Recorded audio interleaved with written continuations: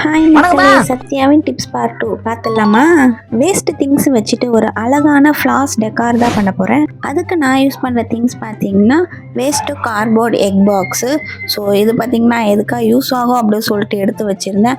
And next நம்ம hotel food வாங்கி சாப்பிட்டுட்டு இந்த மாதிரி பிளாஸ்டிக் பாக்ஸ் இருக்குல்ல, ஸோ இது அண்ட் ரொம்ப டேஸாக குல்ஃபி சாப்பிட்டு சேர்த்து வச்ச இந்த குல்ஃபி ஸ்டிக்ஸும் ஸோ இதுவோ வச்சு தான் இன்றைக்கி நம்ம கிராஃப்ட் பண்ண போகிறோம். அண்ட் நெக்ஸ்ட்டு இந்த எக் கார்ட்போர்ட் பாக்ஸு ஒவ்வொரு சைடு ஒவ்வொரு ஷேப்பில் இருக்குது. ஸோ நான் இந்த சைடை கட் பண்ணி எடுத்துக்கிட்டு அந்த ஒவ்வொரு ரவுண்டையும் செப்ரேட்டாக ஒரு ஷேப்பாக ரவுண்டான ஷேப்பில் வந்து கட் பண்ணி எடுத்துக்கிட்டேன். ஏன்னா அப்போ தான் நம்ம ஃப்ளார் செய்யும் போது எல்லாமே ஈக்குவலாக ஒரு மாதிரி அழகாக இருக்கும். ஸோ நான் இந்த மாதிரி எல்லாத்தையும் ரவுண்டாக ஈக்குவலாக கட் பண்ணி எடுத்துக்கிட்டேன். அண்ட் நெக்ஸ்ட்டு நம்ம கட் பண்ணி வச்சுருக்க அந்த ரவுண்ட் கார்ட்போர்டுக்குள்ளே ஏதோ நமக்கு தெரிஞ்ச ஒரு சுமாரான ஒரு ஃப்ளார் ஷேப்பை வரைஞ்சிக்கிட்டு அதையும் அப்படியே சிசர் வச்சுட்டு அப்படியே ஷேப்பாக கட் பண்ணி எடுத்துக்கிட்டேன். ஸோ அந்த ஃப்ளார் கட் பண்ணி முடிச்சதுக்கப்புறம் பார்த்தீங்கன்னா இது அந்த எக் கார்ட்போர்ட்லேருந்து கட் பண்ணதா அப்படின்ற மாதிரி அடையாளம் தெரியாத மாதிரி ஆயிடுச்சு. டோட்டலாக டிஃப்ரெண்ட்டாக இருந்துச்சு. ஸோ இது மாதிரி எல்லாத்தையும் கட் பண்ணி அழகாக எடுத்துக்கிட்டேன். ஃப்ளார்ஸ் எல்லாம் கட் பண்ணி முடிச்சாச்சு. நெக்ஸ்ட் என்ன கலரிங் தான். நம்ம வேற தளபதி ஃபேனா, ஸோ டிவிக்கு கலரிங் பண்ணிடலாம் அப்படின்னு சொல்லிட்டு ரெட் வித் எல்லோ காம்பினேஷனில் கலரிங் பண்ணேன்.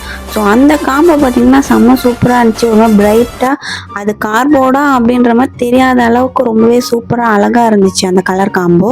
அண்ட் நெக்ஸ்ட்டு குல்ஃபி ஸ்டிக் ஒவ்வொன்றும் ஒவ்வொரு சைஸில் இருந்துச்சா. ஸோ அது எல்லாத்தையும் ஈக்குவலாக அப்படியே கட் பண்ணிவிட்டு க்ரீன் கலர் ஆக்ரலிக் பெயிண்ட் வச்சு ஸோ அது எல்லாத்தையும் கலர் பண்ணி எடுத்துக்கிட்டேன்.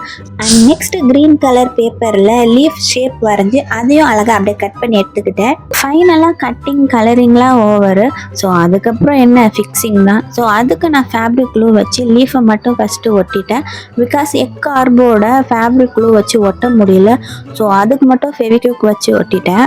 அண்ட் இது போல எல்லா ஃப்ளாஸையும் ஃபெவிக்விக் வச்சு ஒட்டிட்டேன். ஃபைனலாக எல்லா ஃப்ளாஸும் ஸ்டிக் பண்ணதுக்கப்புறம் அதோட அவுட்புட் பார்த்திங்கன்னா ரொம்பவே சூப்பராக இருந்துச்சு. வீட்டில் இருக்க வேஸ்ட்டு திங்ஸ் வச்சு 0 காஸ்டில் ஒரு ஹோம் டெக்கார். அண்ட் இந்த ஃப்ளாஸில் ஸ்ட்ரிங் லைட் செட் பண்ணி என்னோட ஒர்க்கிங் ஸ்பேஸில் வச்சுருந்தேன். நைட் டைமில் அதோட வியூ பார்த்திங்கன்னா ரொம்பவே சூப்பராக இருந்துச்சு. எனக்கு ரொம்பவே பிடிச்சிருந்துச்சு. இந்த வீடியோ உங்களுக்கு பிடிச்சிருந்தா மறக்காமல் லைக் பண்ணி ஷேர் பண்ணி சப்ஸ்கிரைப் பண்ணுங்கள். நெக்ஸ்ட் இதே மாதிரி இன்னொரு டிப்ஸ் வீடியோவில் உங்களை வந்து பார்க்குறேன். Okay, bye bye.